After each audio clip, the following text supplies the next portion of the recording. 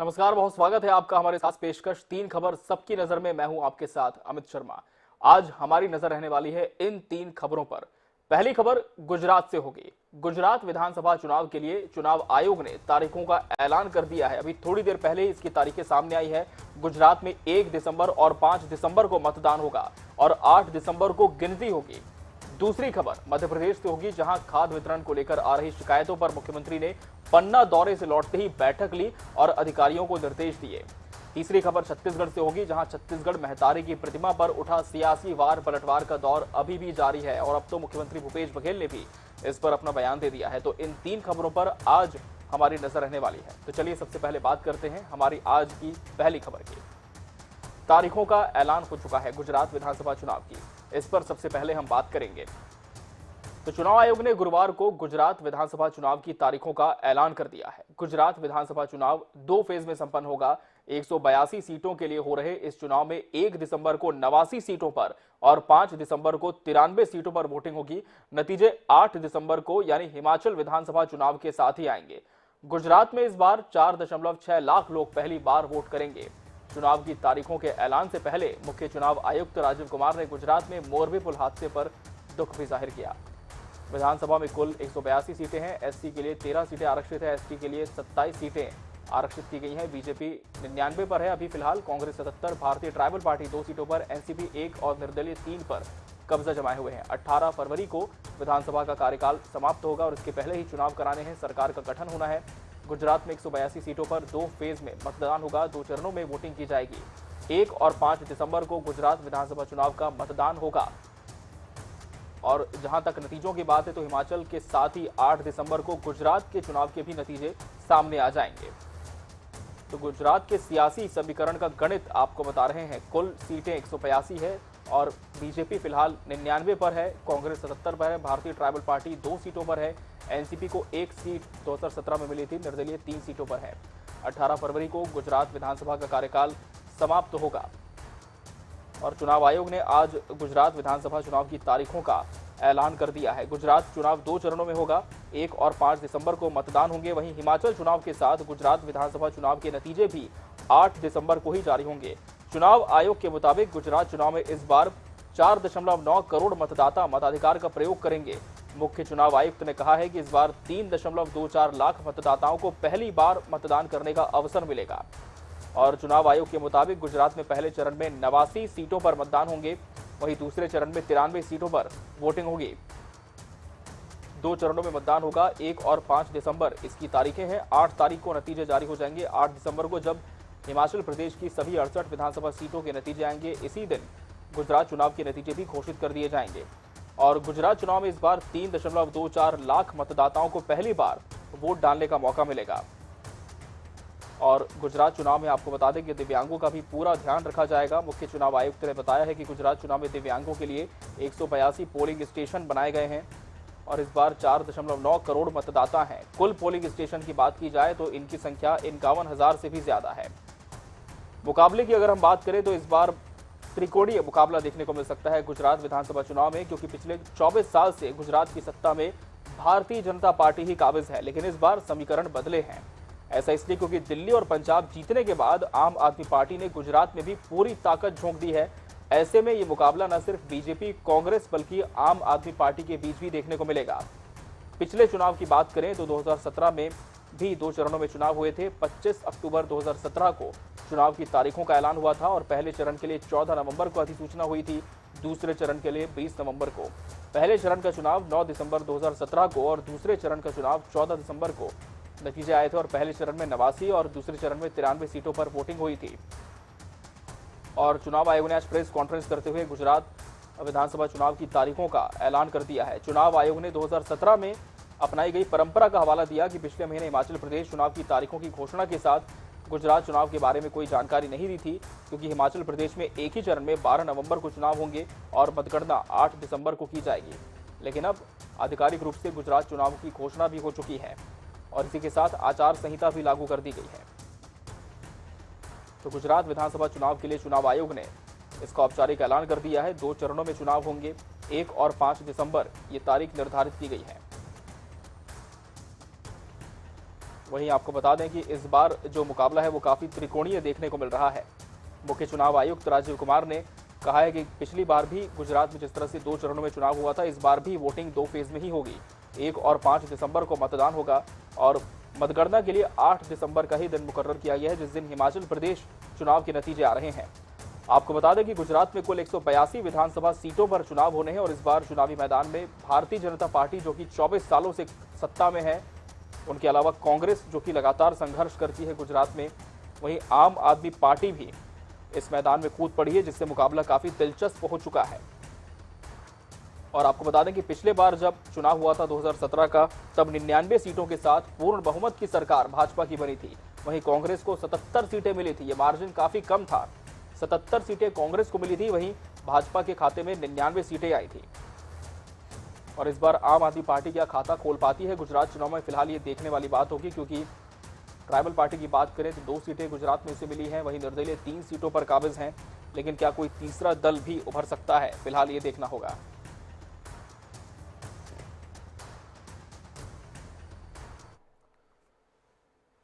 तो 8 दिसंबर को गुजरात चुनाव के भी नतीजे आ जाएंगे। तो हमारी पहली खबर थी गुजरात चुनाव को लेकर, और आइए बढ़ते हैं आगे और बात करेंगे दूसरी खबर की, जहां महतारी के नाम पर सियासत हो रही है। आपको बता दें कि छत्तीसगढ़ में जिस तरह से राज्योत्सव स्थापना दिवस मनाया जा रहा है, आपको बता दें इस दिन जब मुख्यमंत्री भूपेश बघेल ने छत्तीसगढ़ महतारी की प्रतिमा का अनावरण किया था, इसके बाद से लगातार सियासत, इस पर जरूर हम बात करेंगे। लेकिन उसके पहले आपको बता दें कि मध्य प्रदेश से एक अहम खबर है। हमारी दूसरी खबर, खाद पर सीएम की खरी खरी। मध्य प्रदेश में खाद की किल्लत और वितरण व्यवस्था में गड़बड़ी को लेकर मुख्यमंत्री शिवराज सिंह चौहान नाराज हैं। पन्ना दौरे से लौटते ही सीएम शिवराज ने सीएम हाउस में मंत्रियों और अफसरों की बैठक बुलाई और पीएस कमिश्नर और एमडी को खाद समस्या जल्दी दूर करने की सख्त हिदायत दी। पन्ना दौरे में मुख्यमंत्री शिवराज सिंह चौहान को कुछ वितरण केंद्रों के बारे में शिकायत मिली थी। खाद की किल्लत पर सीएम नाराज हुए। अफसरों की बैठक में सीएम ने संबंधित अधिकारी को खाद के जरूरी इंतजाम और समस्या के समाधान के लिए निर्देश दिए। बैठक में सहकारिता मंत्री अरविंद सिंह भदौरिया के साथ प्रमुख सचिव सहकारिता, आयुक्त सहकारिता और प्रबंध संचालक मार्कफेड मौजूद रहे।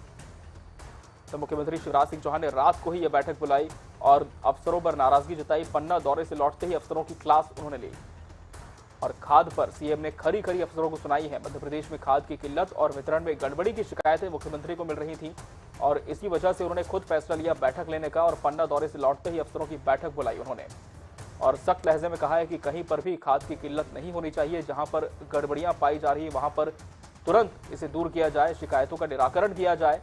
और आप खुद इस विषय की गंभीरता को समझ सकते हैं कि मुख्यमंत्री शिवराज सिंह चौहान ने खुद इस विषय पर अफसरों की 1-to-1 बैठक ली है। और इस खबर पर ज्यादा जानकारी के साथ हमारे विशेष संवाददाता अनुराग मालवी जुड़ चुके हैं। अनुराग, ये पहली बार नहीं है जब सीएम शिवराज के सख्त तेवर अफसरों पर नजर आए। इसके पहले भी हमने देखा था कि जब मॉर्निंग मीटिंग्स का दौर चल रहा था तब भी मुख्यमंत्री काफी नाराज अफसरों से पाए जाते थे जब अनियमितता देखते थे वो किसी विभाग में। मध्य प्रदेश में यदि हम बात करें अनुराग, तो खाद की किल्लत एक बड़ी समस्या बीते दिनों बनकर उभरी है, खासकर जब मुख्यमंत्री के कानों तक इसकी शिकायत पहुंची। क्या अब ये कहा जाए कि ये समस्या इतनी गंभीर हो चुकी है कि खुद मुख्यमंत्री शिवराज सिंह चौहान को अधिकारियों की बैठक लेनी पड़ रही, उन्हें निर्देश देने पड़ रहे हैं? अनुराग, बिल्कुल, देखिए कहीं ना कहीं खाद को लेकर परेशानियां पूरे मध्य प्रदेश में है। राजधानी भोपाल के अलावा हम अगर भोपाल के आसपास के जिलों की बात करते हैं, चाहे रायसेन, सीहोर, विदिशा, सब जगहों पर कल पूरे दिन हंगामा हुआ। खास तौर पर यूरिया की कमी हर तरफ देखी जा रही है और किसानों का आक्रोश बढ़ा है। कल जब मुख्यमंत्री पन्ना पहुंचे तो वहां पर भी उनको इस तरह की शिकायतें मिली और यही कारण है कि पन्ना से लौटने के ठीक बाद मुख्यमंत्री ने देर रात ही बैठक ली। जो सहकारिता मंत्री अरविंद भदौरिया को तलब किया, वो वहां पहुंचे, सहकारिता विभाग के प्रमुख सचिव को तलब किया और उसके बाद स्पष्ट निर्देश दिए कि इसमें गड़बड़ी नहीं होनी चाहिए। दरअसल स्थिति ये है कि मध्य प्रदेश में सिस्टम खराब होने की वजह से पूरी समस्या आई है। माना ये जा रहा है कि यूरिया की केंद्र से सप्लाई बेहतर तरीके से हुई है, लेकिन पूरा सिस्टम मध्य प्रदेश में बिगड़ा है और खासतौर पर वितरण में। तो कहीं ना कहीं कोऑपरेटिव विभाग की ये पूरी जिम्मेदारी थी और यही कारण था कि मुख्यमंत्री ने फिर देर रात इस पे कहीं ना कहीं संज्ञान लिया और बैठक बुला के सख्त निर्देश दिए कि अब इस तरह की गड़बड़ियों की शिकायत सामने नहीं आनी चाहिए। जी बिल्कुल अनुराग, मुख्यमंत्री ने जिस तरह से निर्देश दिए हैं, कुछ वक्त बीत चुका है, इसके बाद क्या किसी तरह की सरगर्मी देखने को मिली है? क्या अफसर एक्शन में आए हैं और जमीनी स्तर पर क्या काम शुरू हो पाया है? देखिए, बिल्कुल सबसे बड़ी बात है कि अभी सबसे महत्वपूर्ण चीज ये हो रही है कि जो अफसर्स हैं, जैसे ही मुख्यमंत्री ने निर्देश दिए, इसके बाद दूसरे दिन सुबह से ही सारी ही सोसाइटियों के स्टॉक का रिकॉर्ड मांगा गया है। रिकॉर्ड मांग के ये जानकारी मंत्रालय में नोट की जा रही है, इसके बाद मुख्यमंत्री को प्रेषित की जाएगी। असल में बात वहीं पे फिर से अटकती है कि यूरिया पहुंचाया गया, जो सबसे बड़ी कमी यूरिया की हो रही है, लेकिन यूरिया कालाबाजारी का शिकार हो गया सरकारी सहकारी संस्थाओं से, और इसी कारण ये स्थिति बनी है। लेकिन आज के एक्शन, रात के एक्शन के बाद आज पूरा अमला एक्शन में नजर आ रहा है, और हो सकता है कि इससे बेहतर परिणाम सामने आने लगे आज शाम तक या कल सुबह तक के किसानों को यूरिया वापस मिलने लगे। जी अनुराग, आप जुड़े रहेंगे हमारे साथ इस समय वरिष्ठ कांग्रेस नेता के मिश्रा जी जुड़ चुके हैं। के मिश्रा जी, बहुत स्वागत है आपका INS 24/7 पर। के मिश्रा जी, जिस तरह से कांग्रेस भी लगातार किसानों की बात उठाती रही है, समय समय पर सरकार से कांग्रेस ने भी अनुरोध किया है कि प्रदेश में जिस तरह से यूरिया की कालाबाजारी की जा रही है, स्टॉक किया जा रहा है और किसानों को उनका हक नहीं मिल पा रहा है। अब मुख्यमंत्री शिवराज सिंह चौहान ने खुद इस पर नाराजगी जताई है और संज्ञान लेते हुए अधिकारियों की बैठक ली है, सख्त निर्देश दिए। लेकिन क्या आप मानते हैं कि अब ये समस्या इतनी विकराल हो चुकी है प्रदेश में कि खुद विभागीय मंत्रियों के अलावा मुख्यमंत्री को भी इसमें हस्तक्षेप करना पड़ रहा है, और क्या अब तस्वीर बदलेगी? क्या मानते हैं आप? जी देखिए ना, सबसे पहले तो मैं आपका शुक्रिया अदा करना चाहता हूं कि आपने ही अपनी प्रस्तावना में यह शब्द उपयोग किया है कि अब मुख्यमंत्री को खुद संज्ञान लेना पड़ रहा है। यानी अब आपके ही बात को आगे बढ़ाते हुए मैं आपके माध्यम से सरकार से पूछना चाहूंगा कि माननीय मुख्यमंत्री जी को 18 साल में अब किसानों के यूरिया और खाद की याद क्यों आई? रात को उन्होंने ताबड़तोड़ बैठक की, सुबह अधिकारी आज से ही एक्शन में आ गए हैं। इसके पहले यूरिया और खाद को लेकर मुख्यमंत्री जी ने सुबह 6 बजे बैठक ली थी, जब यूरिया गायब हुआ था जबलपुर में कितने सैकड़ों टन। उसके बाद 6 घंटों के बीच में लोकल अधिकारियों ने एक गोदाम पर छापा मारकर कई टन यूरिया पकड़ा था। उसमें किस व्यक्ति पर FIR, क्या वो जेल गया? और आज भी किसानों को ब्लैक में खाद और यूरिया उपलब्ध हो रही है और सोसाइटियों के माध्यम से यूरिया उपलब्ध नहीं हो रहा है। तो ये ब्लैकमेलिंग कौन कर रहा है? इनके मुनाफाखोर कौन है? उनको सरकार का किन किन लोगों का संरक्षण है? ये चीजें सामने आनी चाहिए। उससे मुख्यमंत्री जी क्यों नहीं अपनी प्रतिक्रिया व्यक्त करते हैं?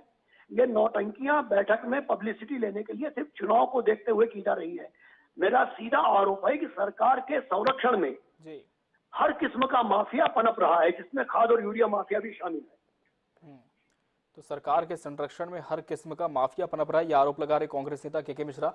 लेकिन के मिश्रा जी, क्या आप ये मानते हैं कि जिस तरह से मैंने प्रस्तावना में भी कहा, जिसका आपने जिक्र किया, कि अब स्थिति इतनी गंभीर हो चुकी है कि मुख्यमंत्री खुद इस पर हस्तक्षेप कर रहे हैं, लेकिन कहीं ना कहीं ये बात तो बिल्कुल साफ होती भी है कि कहीं ना कहीं कोई संरक्षण जरूर मिला है ऐसे माफियाओं को, ऐसे कालाबाजारी करने वाले अपराधियों को, जिसकी वजह से किसानों का हक मारा जा रहा है। लेकिन अब जब मुख्यमंत्री ने खुद इसके निर्देश दिए हैं, बैठक तो लगातार उनकी होती ही है इस संबंध में, लेकिन जमीनी स्तर पर क्या कोई बड़ा बदलाव अब देखने को मिल सकता है, ऐसा आप मानते हैं, या फिर स्थिति वैसी ही होगी? देखिएगा, मैं निवेदन कर दूं आपसे, जो आपने बहुत अच्छा है ना, मेरी आत्मा, आपने मीटिंग से उठकर आया हूं, आपने खुश अब शब्द बोलकर कर दी है। कल माननीय मुख्यमंत्री जी ने राशन घोटाले को लेकर 15 अधिकारियों को सस्पेंड किया। सुबह सुबह बैठक हुई थी। अभी तक सुबह दर्शन देते थे गृह मंत्री नरोत्तम मिश्रा जी, अब वो बीमारी माननीय मुख्यमंत्री जी को भी लग गई है। अभी तक राशन घोटाले को संरक्षण किसने दिया? मुख्यमंत्री जी हर सभाओं में कहते थे राशन घोटाले पर सुन लो कलेक्टर, SP, सिर्फ FIR नहीं होगी, जेल भी जाना चाहिए। मगर मैं दावे के साथ कह रहा हूं, प्रमाण के साथ में, कांग्रेस पार्टी ने, मैंने प्रेस कॉन्फ्रेंस ली थी कि अशोकनगर गुना में कोरोना काल के दौरान मध्य प्रदेश भारतीय जनता पार्टी, नाम सहित बोल रहा हूं मैं, कि मध्य प्रदेश भारतीय जनता पार्टी के संगठन महामंत्री हितानंद शर्मा के भाई 45 लाख रुपयों का कालाबाजारी राशन की करते हुए FIR के बाद आरोपी के रूप में चिन्हित हुए थे। कलेक्टर ने जांच कराई थी, वो आरोपी पाए गए, उनके विरुद्ध FIR हुई। माननीय मुख्यमंत्री जी के निर्देश पर वो FIR का खात्मा हो गया। तो ये कौन सा चरित्र है मुख्यमंत्री जी का, कि चूंकि अपना नेता राशन माफियाओं का संरक्षक, उसकी आप FIR दर्ज होने के बाद आप उसमें खात्मा लगवा रहे हैं और अधिकारियों को आप सस्पेंड कर रहे हैं। तो कौन माफियाओं को संरक्षित कर रहा है? इससे बड़ा प्रमाण क्या होगा? बिल्कुल के मिश्रा जी, फिलहाल देखना होगा कि अब ये बैठकें हुई हैं, इसके बाद जो निर्देश CM ने दिए हैं, क्या इसका जमीनी स्तर पर अब कोई असर होता हुआ दिख रहा है? बहुत शुक्रिया आपका हमसे जुड़ने के लिए, इस खबर पर अपनी बात रखने के लिए। बढ़ते हैं आगे और बात करेंगे तीसरी खबर की। खबर छत्तीसगढ़ से है, जहां महतारी के सम्मान पर सियासत शुरू हो चुकी है। जी हां, छत्तीसगढ़ में मंगलवार को राज्य स्थापना दिवस के मौके पर मुख्यमंत्री भूपेश बघेल ने राजधानी रायपुर के कलेक्टर ऑफिस के पास छत्तीसगढ़ महतारी की विशाल प्रतिमा का अनावरण किया। इस कार्यक्रम में उन्होंने ऐलान किया कि जिला मुख्यालयों में छत्तीसगढ़ महतारी की प्रतिमा को लगाया जाएगा। इस घोषणा के साथ ही प्रदेश में राजनीति शुरू हो गई है। भारतीय जनता पार्टी के प्रदेश सह प्रभारी ने बड़ा बयान देते हुए कहा है कि हम छत्तीसगढ़ियावाद नहीं, भारतीयवाद की बात करते हैं। नितिन नवीन के इस बयान पर मुख्यमंत्री ने कहा है कि छत्तीसगढ़ भारत से बाहर नहीं है, हर प्रदेश का अपना गौरव होता है। छत्तीसगढ़ महतारी का अपमान बर्दाश्त नहीं किया जाएगा और हमें छत्तीसगढ़िया होने पर गर्व है। मुख्यमंत्री के बयान पर बीजेपी प्रदेश अध्यक्ष अरुण साव ने पलटवार किया। अरुण साव ने कहा कि महतारी के अपमान का सवाल ही नहीं उठता, हम मान सम्मान बढ़ाने वाले लोग हैं, जब कोई बात नहीं हुई तो माफी मांगने का सवाल ही नहीं उठता। बीजेपी के प्रदेश अध्यक्ष अरुण साव ने मुख्यमंत्री भूपेश बघेल के बयान पर अपना जवाब रखा है। महिलाओं का सम्मान बच जाएगा क्या? महिलाओं के साथ जो शराबबंदी के कारण जो परेशानी पैदा हो रही है, लगातार महिलाओं का उत्पीड़न हो रहा है, उससे बच जाएगा क्या? जो काम आपका है महिलाओं को सुरक्षा देना, महिलाओं का आपने संकल्प किया था शराबबंदी का, जो गंगा का जल का कसम खाया था, उस शब्दों का जवाब दीजिए। मूर्ति लगाने से इन सब चीज़ों का सवाल का जवाब नहीं आने वाला है। ये आपके शब्दों में है, हम तो भारतीय हैं और भारतीयवाद को लेके चलते हैं। छत्तीसगढ़िया निश्चित रूप से छत्तीसगढ़ की कल्पना को साकार किया तो अटल बिहारी वाजपेयी जी ने किया, ये तो केवल उसकी राजनीति रोटी। बिल्कुल मांगना चाहिए। ये छत्तीसगढ़ का अपमान है, छत्तीसगढ़ महतारी का अपमान कर रहे हैं, मतलब पूरे छत्तीसगढ़ का अपमान कर रहे हैं। और इस प्रकार से मैं समझता हूँ कि नितिन नवीन जी को छत्तीसगढ़ के लोगों से माफी मांगना चाहिए। देखिए, हम छत्तीसगढ़ अलग राज्य बनाने वाले हैं। दुनिया में, देश में छत्तीसगढ़ को अलग पहचान दिलाने वाली भारतीय जनता पार्टी है। इसलिए छत्तीसगढ़ का मान सम्मान, छत्तीसगढ़ का गौरव बढ़ाने वाले हम लोग हैं। ये तो मुख्यमंत्री जी भूपेश बघेल जी को ये बताना चाहिए कि क्या छत्तीसगढ़ में राज्यसभा में भेजने लायक कोई लोग नहीं है? क्या वो छत्तीसगढ़ का अपमान नहीं है? 3 राज्यसभा सांसद छत्तीसगढ़ से बाहर के, और जिन्होंने छत्तीसगढ़ की स्थापना दिवस पर शुभकामनाएं भी छत्तीसगढ़ की जनता को नहीं दी है। तो हम छत्तीसगढ़ का मान सम्मान बढ़ाने वाले लोग हैं। तो हम छत्तीसगढ़ का मान सम्मान बढ़ाने वाले लोग हैं, ये जवाब फिर से बीजेपी की ओर से आया है नितिन नवीन के उस बयान पर, जिस पर मुख्यमंत्री ने अपनी प्रतिक्रिया दी थी। हमारे साथ इस समय बीजेपी के मीडिया सह प्रभारी अनुराग अग्रवाल जी जुड़ चुके हैं इस खबर पर। अनुराग जी, बहुत स्वागत है आपका। वही कांग्रेस प्रवक्ता धनंजय सिंह ठाकुर भी हमारे साथ फोन लाइन पर जुड़े हैं। धनंजय जी, आपका भी बहुत बहुत स्वागत है। सबसे पहला सवाल अनुराग जी आपसे है, जिस तरह से नितिन नवीन ने बयान दिया, छत्तीसगढ़ पहुंचते ही एक गजब का बवंडर उनके बयान से उठ गया, क्योंकि प्रदेश में जब राज्योत्सव मनाया जा रहा है, छत्तीसगढ़ महतारी की प्रतिमा की स्थापना की जा रही है, इस दौरान उन्होंने बयान दिया है कि हम छत्तीसगढ़ियावाद नहीं बल्कि भारतीयवाद की बात करते हैं और मूर्ति स्थापित करने से क्या होगा, ये उनके शब्द थे। अब आते हैं इसके आगे क्या हुआ। इसके आगे जब मुख्यमंत्री ने इस बयान पर संज्ञान लिया, उन्होंने कहा है कि छत्तीसगढ़ भारत का ही हिस्सा है, भारत के बाहर का नहीं है। इस पर मुख्यमंत्री ने नाराजगी भी जताई। तो क्या आप मानते हैं कि नितिन नवीन ने जो बयान दिया उसके मायने अब कुछ इस तरह से हो गए हैं कि कहीं ना कहीं सीएम ने भी नाराजगी जताई है और बीजेपी को भी इस पर सफाई देनी पड़ रही है? जी अमित जी, छत्तीसगढ़ में जिस प्रकार से लगातार कांग्रेस के खिलाफ विरोध का माहौल तैयार हो रहा है, बस जैसे मुख्यमंत्री से प्रश्न पूछे जा रहे हैं तो मुख्यमंत्री जी बड़े बौखला गए हैं और बौखला कर वो अपने स्तर से नीचे का बयान देने लगे। आप एक बात बताइए ना, आज प्रदेश में छत्तीसगढ़ में आदिवासी महोत्सव हो रहा है, सर्व आदिवासी समाज और सारे आदिवासी लोगों ने इस आदिवासी महोत्सव का बहिष्कार ये कहते हुए किया कि हमारे आरक्षण का प्रतिशत 32 से हटा के 20 कर दिया, हम इसका आरक्षण का हमारा आरक्षण दीजिए, तो हम इस आदिवासी महोत्सव का विरोध करते हैं। इसका जवाब मुख्यमंत्री जी नहीं देंगे क्योंकि इनके पास इस बात का जवाब है नहीं। आपके मुद्दों से भागने लगे हैं कांग्रेस। माननीय नंद कुमार बघेल जी, आदरणीय मुख्यमंत्री के पिताजी, भगवान राम के बारे में अनर्गल प्रलाप करते हैं, उसके लिए आज तक एक भी मुख्यमंत्री का बयान नहीं आया, ना उन्होंने माफी मांगी, बल्कि ना उन्होंने। अनुराग जी, लेकिन नितिन नवीन के बयान पर तो उनका बयान आया है, उनके बयान पर तो प्रतिक्रिया दी है ना, उस पर आप बात रखें। जी अरे मेरे मित्र अपनी बात करने दिया करें, आप पक्षकार ना बना करें। नहीं, पक्षकार हम नहीं बन रहे हैं, आपको बात रखने के लिए ही मंच दिया है। जी आपकी बात पूरी करें अनुराग जी। अरे महोदय, पूरी बात अब सुनिए। जी। तो उस बारे में मुझे तो लगता है कांग्रेसियों को मुख्यमंत्री जी से इस्तीफा मांगना चाहिए। क्या आखिर आपके पिताजी भगवान राम श्रीचंद्र जी के बारे में इस प्रकार की बात देखते हैं? अब दूसरी बात, पूरे छत्तीसगढ़ की जनता जानती है अमित जी कि सालों साल छत्तीसगढ़ वंचित, उपेक्षित और शोषित रहा। उसको अगर किसी ने निर्माण किया छत्तीसगढ़ राज्य का, तो भारतीय जनता पार्टी ने और माननीय श्री अटल बिहारी वाजपेयी जी ने किया। ये मुख्यमंत्री जी से पूछने की या बताने की आवश्यकता नहीं। 15 वर्षों में छत्तीसगढ़ का जो विकास हुआ, विश्व स्तरीय सारी शैक्षणिक संस्थाएं छत्तीसगढ़ में आई है। अब अपमान की जहां तक बात करते हैं, देखिए पहला अपमान जिसका जो कांग्रेसी करते हैं वो ये कि जब राज्यसभा में सदस्य भेजने की आती है तो इनको एक भी छत्तीसगढ़ी व्यक्ति योग्य नहीं दिखता। ये अपने आका के कहने पे बाहर से लोग भेजते हैं, और वो भी इतनी बेइज्जती करते हैं छत्तीसगढ़ में कि सर्टिफिकेट लेने तक छत्तीसगढ़ नहीं आते। तुलसी जी, राज्यसभा का सर्टिफिकेट लेने छत्तीसगढ़ नहीं आए, और आज पूरा प्रदेश छत्तीसगढ़ स्थापना दिवस मना रहा है। उस दिन इन तीनों ने उसकी बधाई देना तक जरूरी नहीं समझा। इससे बड़ा छत्तीसगढ़ अपमान का। इस बारे में मुख्यमंत्री भूपेश बघेल जी को चलिए ठीक है अनुराग जी, जवाब भी ले लेते हैं। हमारे साथ कांग्रेस प्रवक्ता धनंजय ठाकुर भी जुड़े। धनंजय जी, आपने अनुराग जी की बातों को पूरा सुना है, उन्होंने तमाम बातें कही हैं, और जिस तरह से आपको हम ये भी बता दें कि बीजेपी प्रदेश अध्यक्ष अरुण साव जी का भी बयान इस पर सामने आ चुका है। उन्होंने कहा है कि हमने तो मान को कभी कम ही नहीं किया, तो हम माफी क्यों मांगेंगे, जिस तरह से सीएम कह रहे हैं। जी देखिए, जो व्यक्ति स्वयं को छत्तीसगढ़ का नहीं मानता होगा जी, वही व्यक्ति नितिन नवीन के बयान का समर्थन करेगा। मुझे ऐसा लगता है छत्तीसगढ़ का जो माटी में जन्म लिया है, इस माटी में जो खेला पड़ा है, इस माटी का जो सम्मान करता है, वो प्रत्येक व्यक्ति उस परदेशिया कह रहा हूं ना, मुझे बड़ा दुख होता है शब्दों का इस्तेमाल करने में, उस परदेशिया नितिन नवीन के बयान का विरोध करेगा। आप राजनीति करिए, राजनीति करने के लिए आपने कहीं मना ही नहीं है। बड़ी बड़ी बात कर रहे थे अनुराग अग्रवाल जी, किशोरवादी समाज ने आदिवासी महोत्सव का विरोध किया। क्या सर्ववादी समाज ने कभी छत्तीसगढ़ मतारी की मूर्ति लगाने का विरोध किया? क्या आदिवासी समाज ने कहा कि हम छत्तीसगढ़वाद की बात नहीं करेंगे? इस प्रकार की बात करते हैं। मैं छत्तीसगढ़ में रहता हूँ, मैं छत्तीसगढ़ियावाद की बात करूंगा। छत्तीसगढ़ मतारी मेरे पूजनी है, अगर उस पर कोई टिकट टिप्पणी करेगा बर्दाश्त नहीं की जाएगी। राजनीति करिए, मना किसने किया आपको? अपनी संस्कृति सुन लीजिए ना, वो छत्तीसगढ़ विरोधी। अरे मित्र, भगवान श्री राम पे अरे सुन लीजिए, मुख्यमंत्री के पिताजी सार्वजनिक अपमान किए, कभी शर्म आई है? जी धनंजय जी, आपकी बात पूरी करें। अनुराग जी, आपको भी मौका दिया जाएगा। शुरू हो गई, पीड़ा शुरू हो गई। ये छत्तीसगढ़िया विरोधी लोग उस परदेशिया नितिन के पक्ष में खड़े हुए हैं। पूरा छत्तीसगढ़ देख रहे भाजपा के चरित्र को, किसी को राजनीति करने मना ही नहीं है।